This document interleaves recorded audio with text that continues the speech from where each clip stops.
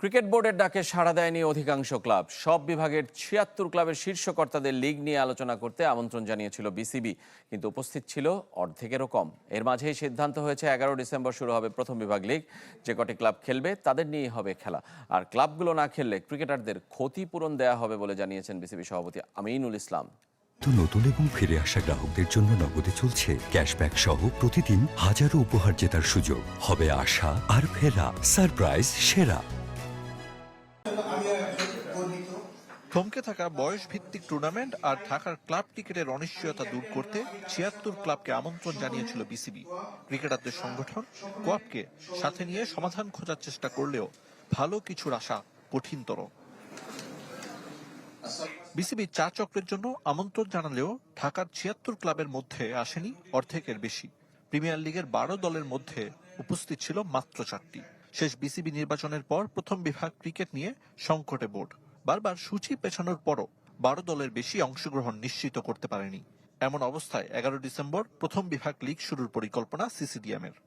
First division লিগটা শুরু করব ইনশাআল্লাহ ১১ই ডিসেম্বর থেকে, এবং দলবদল যে টোকেনগুলো নেওয়া হচ্ছে সেটা আমরা যাতে অন্যান্য যারা লেফট আউট হয়েছে তাদেরকে সুযোগ দেওয়ার জন্য ৫ এবং ৬ তারিখ পর্যন্ত আমরা সেটা এক্সটেনশন করেছি। তাহলে ৮ ক্লাবের ১৫০-র উপর ক্রিকেটারের কি হবে, সে প্রশ্নের উত্তরও দিয়েছেন বিসিবি কর্তারা।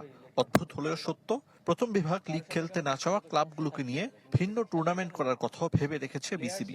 এই শুধুমাত্র ফার্স্ট ডিভিশনে কয়টা ক্লাব লেফট আউট থাকে বা না আসে খেলতে, এবং যে খেলোয়াড়গুলো সুযোগ না পাবে আমরা ক্লাবের সাথে আলোচনা করেছি, একটা ফলপ্রসূ কিছু করতে চাচ্ছি। সেটা হতে পারে যারা খেলার সুযোগ পাবে না তাদেরকে দিয়ে শুধুমাত্র একটা ক্রিকেট বোর্ড একটা ইভেন্ট চালু করতে পারে। ক্লাবগুলোর এমন অবস্থান মেনে নিতে পারছে না বিসিবি। স্বার্থের সংঘাত নাকি অন্য কারণে ক্ষতিগ্রস্ত করছে ক্রিকেটারদের জানা নেই সে কারণও। সহযোগিতা করতে আসা কোয়াবো হতাশ পুরো পরিস্থিতি নিয়ে। ওই প্লেয়ারদের স্বার্থের কথা চিন্তা করলে আমি বলবো যে আপনারা খেলায় অংশগ্রহণ করেন, খেলার পরে তারপর যদি অন্য কিছু থাকে আপনাদের মতে সময় মধ্যে যদি খেলাটা হয়ে যায়, তারপরে আপনারা যদি কিছু প্রোটেস্টের কোনো জায়গা থেকে আপনারা করবেন। আমরা এখনো আশাবাদী প্রত্যেকটা ক্লাব আসবে। যদি না আসে এদের এই প্লেয়ারগুলা যেন কোনোভাবে বঞ্চিত না হয়, এই গ্যারান্টিটা যখন ক্রিকেট বোর্ড দিয়েছে আমরা বিশ্বাস করি যে আমাদের কোনো ভাই বঞ্চিত হবে না। অস্থিরতা দূর হোক, ক্রিকেটারদের চাওয়া কারো জন্য থমকে না থাকুক রুটি রুজির পথ।